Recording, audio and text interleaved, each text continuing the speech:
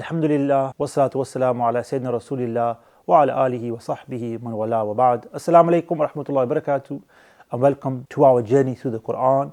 Alhamdulillah, we are on Surah number 15, Surah Al-Hijr. And this surah is a surah that talks about the people of Ad and Thamud and the Prophet Salih alayhi salam and the Prophet Hud alayhi salam and other prophets such as Ibrahim and Lut alayhi salam. And one of the main themes of this surah is that we should take heed of the messengers and their mission and what they bring, and not turn against them and reject them and challenge them and disobey them.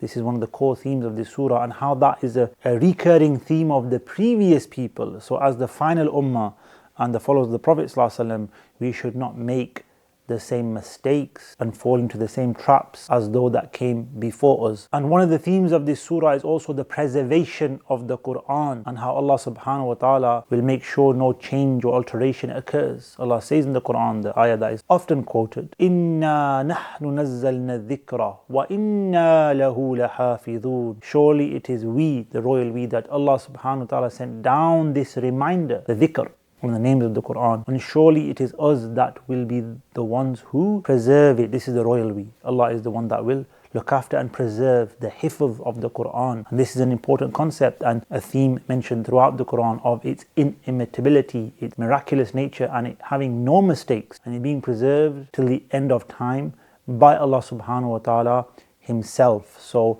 Alhamdulillah for the blessing of the Quran, the blessing of guidance and this preservation, this pristine book that has no falsehood, that has no mistakes or contradictions or any form of wrong or weakness within it. Alhamdulillah. And as we journey through the surah, and Allah mentioned the challenges we have in life and the stages we go through and how that should remind us of Him, He brings in the story of Adam alayhi salam and Iblis, Shaitan, and how Iblis, as we know, defied and disobeyed Allah subhanahu wa ta'ala. And Allah subhanahu wa ta'ala quotes part of that conversation in this surah, Surah 15, Al-Hijr. And Allah subhanahu wa ta'ala quotes a part of that conversation where He says, "Ya Iblisu, ma laka alla takuna ma'a sajidin." What's the matter with you that you are not among those who prostrate to Adam alayhi salam? Qala, Iblis replies, "Lam akun li asjuda." I was not going to prostrate. "Liman khalaqtahu min salim min hama'im masnoon." That I was not going to prostrate to somebody you created from salim min hama'im masnoon, which is like sounding clay molded from black mud in some of the translations. So Shaitan went into the details. This is not what you should have done, O Allah. How can you make me do this? Challenging Allah's command, defiance, disobedience, envy, arrogance. Allah reminds us of that story in this surah of the Quran, along with the stories of several prophets, as we mentioned, and how they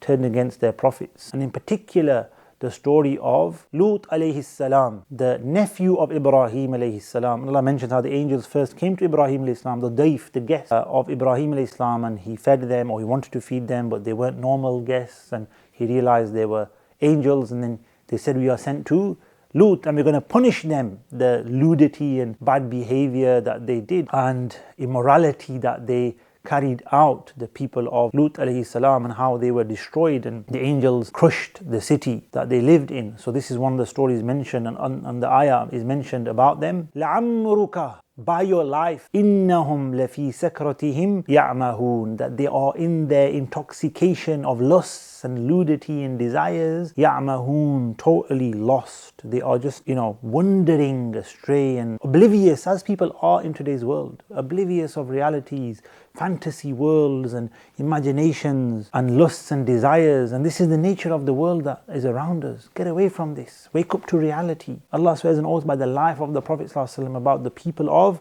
Lut alayhi salam, who were among the most immoral and lewd of people. We ask Allah to protect us from such actions and immoralities, and protect our families and children especially. Ameen. And then towards the end of the surah, Allah subhanahu wa ta'ala mentions the Ashab al-Hijr. A Hijr is often translated as a valley or a stone valley, and these are the people of Thamud who were sent the Prophet Salih alayhi salam, and they had carved the mountains, they had made houses, and they were very strong. And again Allah mentions how they kadhaba, they denied and belied and rejected Salih alayhi salam, and they were rude and obstinate. And the story and the theme that we've been through many times with the Prophet. So read these stories in the details. They are important for us to recognize how not to be and how to respect the Prophets and follow them, alayhimus salatu wassalam. And then the surah finishes by turning to the Prophet ﷺ and reminding him of and commanding him to spread the message of Islam. فَاصْدَعْ بِمَا تُؤْمَرْ. Openly proclaim that which has been revealed to you, that which you have been commanded to do.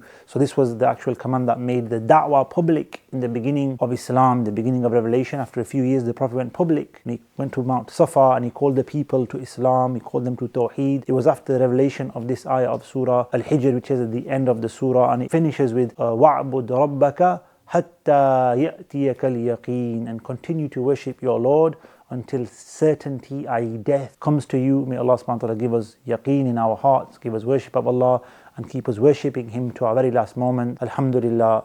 Jazakumullah khairan. Assalamu alaikum wa rahmatullahi wa barakatuh.